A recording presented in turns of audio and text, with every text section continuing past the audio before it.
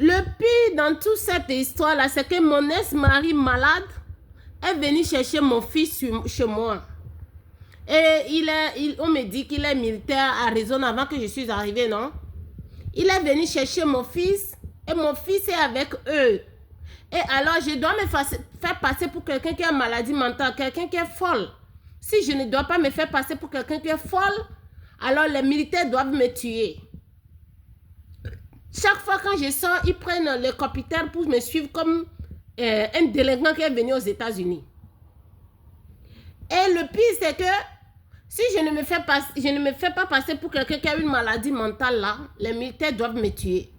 Ou soit, si ce qu'il me dit, je ne le fais pas, c'est qu'il me menace de tuer mon fils. Et comme moi, je sais que la mort existe. Et tout le monde va mourir. Moi, je n'ai pas peur de leur menace. Hein. Je n'ai pas peur des menaces comment on dit, des menaces je suis désolée. Des menaces bavardes, on dit quelque chose. Il y a un mot que les gens disent là, j'ai oublié. Je n'ai pas peur de leurs menaces. Comment les militaires peuvent en train de menacer une femme sans défense? Ou une simple femme sans défense dans un pays à la forçant de faire de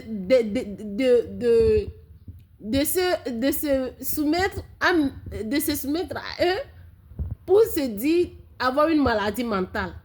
Et si la femme ne va pas accepter de se faire passer pour quelqu'un qui a une maladie mentale, alors ils vont tuer son fils ou ils vont la tuer.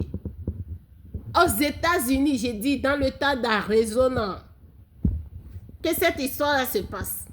Depuis déjà 5 ans, ils ont détruit toute ma vie. Ils ont publié ma nudité. Vous savez, je l'ai dit dans le vidéo passé, quand tu viens aux États-Unis, ici, il y a des CD qu'on fait, je ne sais pas comment ils font, si c'est les choses qui se sont passées dans ta vie, je ne sais pas. Et sur ces CD-là, il y a des choses de ma vie, ils ont publié tout, jusqu'à publier la nudité de mes parents quand j'étais enfant avec eux. Tout ce qu'ils ont vu dans ma tête là, ils ont tout publié aux États-Unis ici. Et le pire, c'est que je m'excuse, je m'assois, je pense, je me demande, j'ai tué quelqu'un aux États-Unis, mais non. J'ai volé, mais non. Mais qu'est-ce que j'ai pu faire aux États-Unis pour confronter à tout ça? Hein? Qu'est-ce que j'ai fait aux États-Unis? Ok, il y a des criminels qui courent dans les rues. Il y a des criminels qui ont tué. Ils sont en prison. Ils sont en prison actuellement. On n'a même pas encore décidé s'ils vont mourir ou pas. Il y a des criminels qui ont volé, qui ont braqué. Ils sont en prison. Et moi, qu'est-ce que j'ai fait? Hein? Pour être persécuté ainsi aux États-Unis. Hein? Je ne sais pas ce que j'ai fait. J'ai fouillé simplement parce que je ne veux pas retourner avec un homme qui m'a détruit qui m'a exploité qui s'est abusé de moi 3. Je ne veux pas retourner avec cet homme-là. Et au lieu que le gouvernement des États-Unis devait prendre moi de mon côté, devait rester à mon côté. Parce que je suis victime dans l'histoire.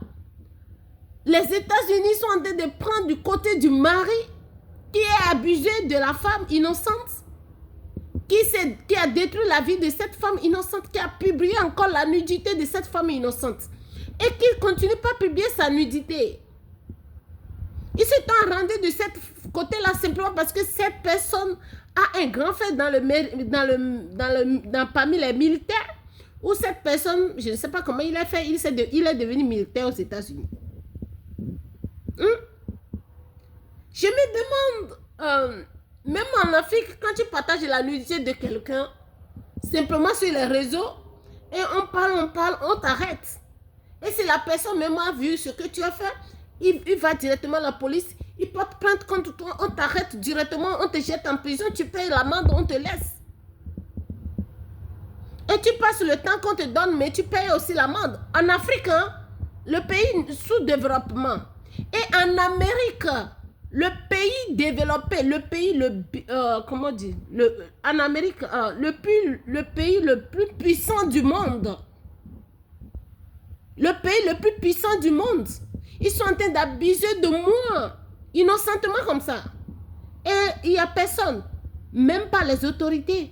Il n'y a personne qui va défendre ma cause.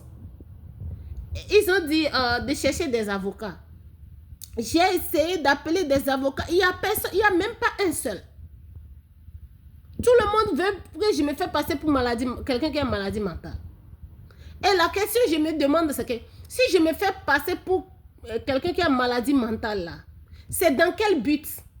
C'est le but de faire quoi? Si je me fais passer comme ça, qu'est-ce qu'ils vont gagner? Hein? Qu'est-ce qu'ils ont à gagner si moi je me fais passer pour quelqu'un qui a une maladie mentale?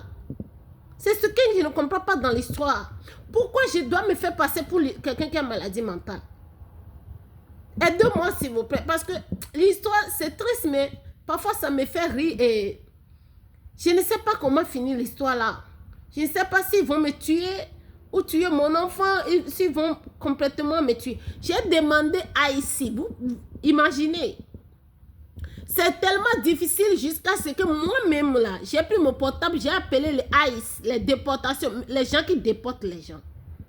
Pour que quand ils vont venir là, si même ils vont me laisser au Ghana quelque part, l'Éternel, mon Dieu, va me aider, je vais marcher jusqu'à ce que je vais atteindre à mon pays.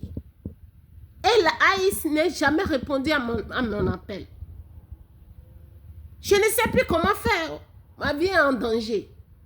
Aide-moi simplement pour que je puisse m'en sortir. Merci.